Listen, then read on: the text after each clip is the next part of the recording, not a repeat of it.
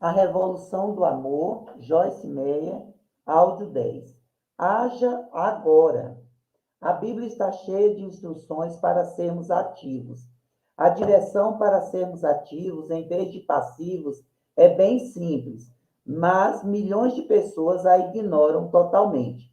Talvez elas pensem que as coisas melhorarão por si só, mas isso não acontecerá. Nada de bom acontece por acaso. Quando aprendi isto, minha vida mudou para melhor. Desejar algo não produz os resultados que desejamos, mas devemos fazer com decisão o que precisa ser feito para alcançá-los. Jamais encontraremos um homem de sucesso que passou a vida desejando o sucesso e o alcançou. Nem encontraremos um homem que não fez nada e que, de alguma forma, tenha alcançado o sucesso. O mesmo princípio se aplica a ser parte da revolução do amor. Se quisermos amar as pessoas como Jesus nos instruiu, teremos de fazer isso de propósito. Isso não acontecerá por acaso. A Bíblia diz que devemos buscar sermos bondosos e benignos. Ver 1 Tessalonicenses 5,15. Buscar é uma palavra forte que significa ansiar, aspirar e perseguir.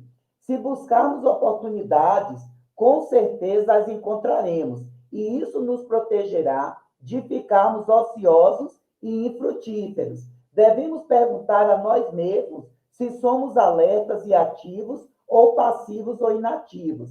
Deus é alerta e ativo. Fico feliz que seja assim. Do contrário, as coisas se deteriorariam rapidamente em nossa vida. Deus não apenas criou o mundo e tudo que vemos e apreciamos nele. Ele também mantém essas coisas porque sabe que coisas boas não acontecem do nada. Elas acontecem como resultado da ação correta. Veja Hebreus 1:3. A atividade equilibrada e inspirada por Deus nos impede de sermos ociosos e infrutíferos, e assim serve como proteção para nós. Permanecer ativo, fazendo as coisas certas, nos impedirá de fazer coisas erradas. Parece que não precisamos nos esforçar muito para fazer o que é errado. A nossa natureza humana é levada nessa direção se não decidimos fazer o que é certo. Por exemplo, não precisamos escolher a doença. Tudo que temos de fazer é ficar por perto dela e podemos pegá-la. Mas precisamos escolher a saúde. Para ser saudável, tenho de fazer boas escolhas constantemente, exercício, sono e alimentação.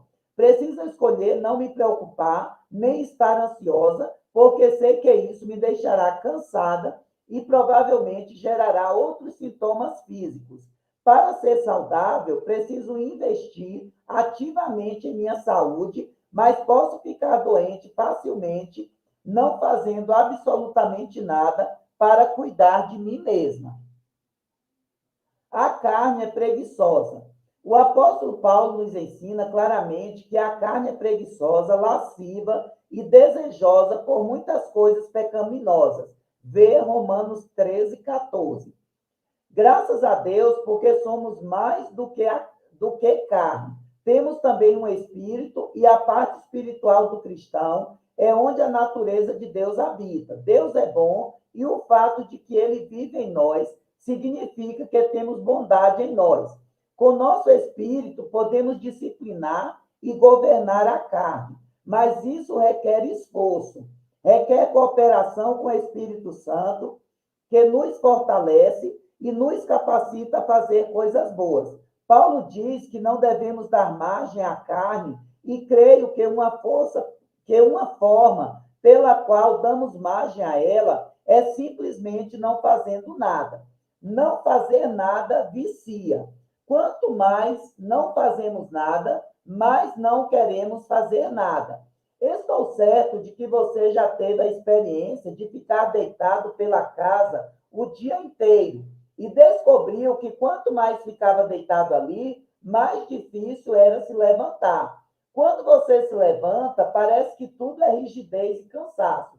Mas quando você continua a se forçar, a se movimentar, a energia retorna.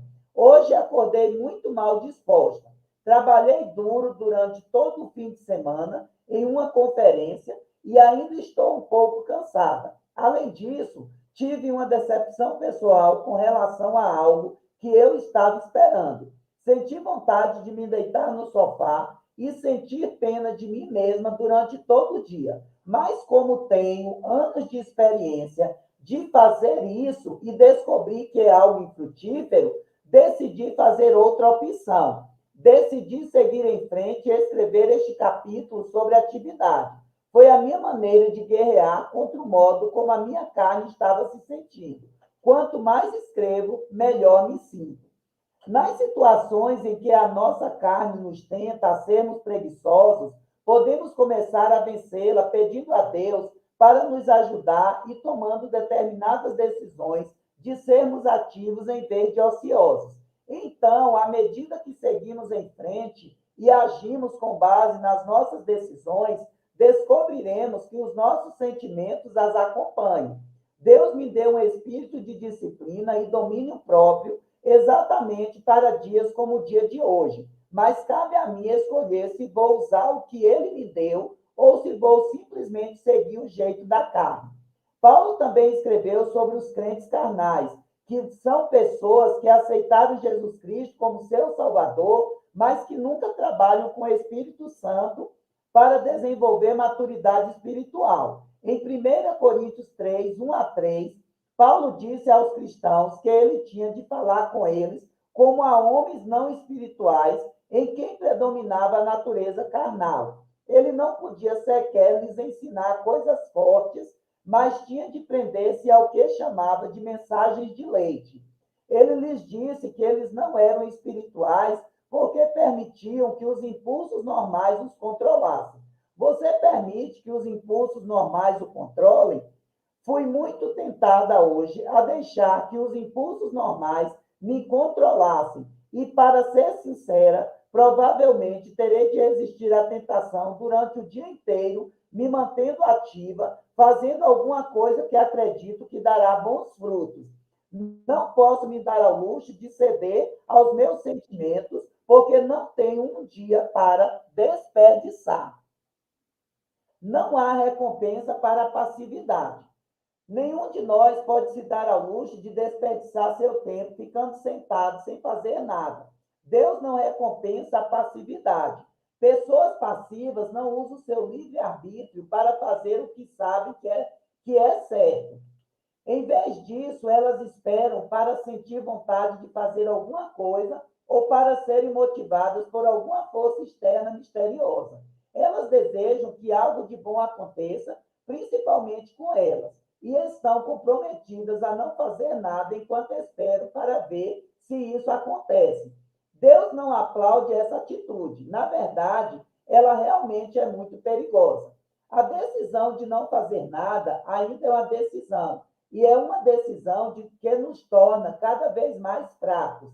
Ela dá ao diabo cada vez mais oportunidades de nos controlar. O espaço vazio ainda é um lugar, e a palavra de Deus ensina que se o diabo vem e o encontra vazio, ele logo ocupa esse lugar. Vê Mateus 12, 43 e 44.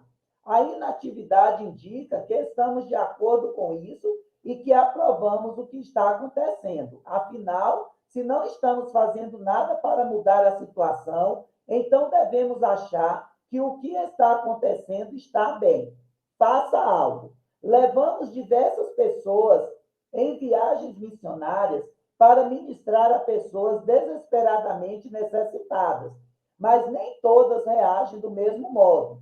Todos sentem compaixão quando veem as terríveis condições em que as pessoas vivem em vilarejos remotos da África, Índia ou outras partes do mundo. Muitos choram. A maioria balança a cabeça e pensa que essas situações são terríveis, mas nem todos decidem fazer alguma coisa para mudar essas situações. Muitos oram para que Deus faça algo e ficam felizes porque o nosso ministério está fazendo alguma coisa, mas nunca pensam em buscar a Deus de forma decisiva para saber o que elas mesmas podem fazer. Eu me aventuraria a dizer que a maioria delas volta para casa, se ocupa com suas vidas novamente e logo se esquece do que viu. Mas graças a Deus, porque há algumas pessoas que estão decididas a encontrar formas de fazer a diferença. Lembre-se, a indiferença dá uma desculpa, mas o amor encontra um meio. Todo mundo pode fazer alguma coisa. Lembre-se, a indiferença dá uma desculpa, mas o amor encontra um meio. Lembro-me de uma mulher que decidiu que tinha de ajudar de alguma maneira. Durante algum tempo, ela não conseguia imaginar o que fazer, porque não tinha nenhum dinheiro extra para contribuir e não podia viver no campo missionário. Mas, à medida que continuou a orar sobre a situação, Deus a encorajou a olhar para o que ela tinha e não para o que não tinha. Ela percebeu que era muito boa fazendo bolos, tortas e biscoitos. Então, ela pediu ao seu pastor se poderia fazer essas coisas durante a semana e vendê-las nos domingos após os cultos, desde que o dinheiro fosse para missões. Isso se tornou um caminho para ela e os outros membros da igreja estarem envolvidos em missões e a manteve ativa fazendo algo para ajudar outras pessoas. Também sei de uma mulher que estava tão desesperada para fazer algo que cortou seus lindos cabelos compridos e vendeu-os para ajudar os órfãos. Isso pode parecer muito radical, mas posso dizer com certeza que é muito melhor do que não fazer nada. Não fazer nada é perigoso porque abre portas para o diabo atuar em nossa vida.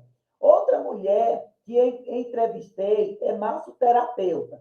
Depois de participar de uma de nossas conferências, onde falei sobre a necessidade de estendermos a mão para ajudar a outros, ela organizou um dia especial em um spa e decidiu que toda a renda seria destinada a ajudar os pobres. Ela levantou $1.000 para missões e também testemunhou que o dia dado como oferta foi uma transformação de vida para ela e para aqueles que participaram. Ela compartilhou o quanto todos estavam entusiasmados em trabalharem juntos para ajudar os pobres e necessitados. Todos nós precisamos ser amados, mas creio que nossa alegria pessoal está fortemente ligada a amar os outros. Algo lindo acontece em nosso coração quando damos. A inatividade é um convite para o inimigo. Ficar deitado no sofá ou recostado na espreguiçadeira, pedindo a Deus para cuidar de tudo que precisa ser feito é fácil, mas nos deixa ociosos e infrutíferos, abertos ao ataque do diabo. Se nossa mente estiver vazia de bons pensamentos, o diabo pode facilmente enchê-la de pensamentos maus. Se formos preguiçosos e inativos, ele pode facilmente nos tentar fazer coisas erradas e até pecaminosas. A Bíblia nos diz com muita frequência para estarmos ativos, pois isso nos impedirá de ficarmos preguiçosos e infrutíferos. Se pensarmos decididamente sobre o que podemos fazer pelos outros, não haverá espaço em nossa mente para pensamentos errados. As pessoas ociosas facilmente ficam desanimadas, deprimidas e cheias de autopiedade. Elas podem cair em todo tipo de pecado. O apóstolo Paulo até disse que se uma mulher jovem ficasse viúva, ela deveria se casar novamente. Do contrário, ela poderia se tornar uma fofoqueira ociosa e bisbilhoteira. Vê 1 Timóteo 5, 11 a 15. Paulo realmente chegou ao ponto de dizer que algumas das viúvas mais jovens haviam se desviado para seguir Satanás por causa da inatividade. Qual é a importância de permanecer ativo? Creio que os escritos de Paulo afirmam que é muito importante. Na verdade, ao longo das Escrituras, Deus nos encoraja a não ficarmos inativos. Nos tempos do Antigo Testamento, quando uma pessoa morria, só era permitido aos israelitas chorarem aquele ente querido por 30 dias. Vê Deuteronômio 34, 8. A princípio, isso poderia parecer uma insensibilidade, mas Deus criou esta lei porque ele sabe que o choro e a inatividade prolongados podem gerar problemas graves. Precisamos permanecer ativos, não excessivamente envolvidos para não ficarmos esgotados, mas envolvidos o suficiente para continuarmos a seguir na direção certa. É muito importante ter equilíbrio. Não podemos passar todo o tempo ajudando outras pessoas, mas, por outro lado, não dedicar nenhum tempo para fazer isso gera grandes problemas. Se você consegue pensar em alguém que conhece que está ocioso, inativo e passivo, provavelmente também perceberá que essa pessoa é muito infeliz, porque a inatividade e a falta de alegria caminham juntas. Deus abençoe a tua vida, Deus abençoe, nos abençoe para sairmos da inatividade, em nome de Jesus Cristo. Até o próximo áudio.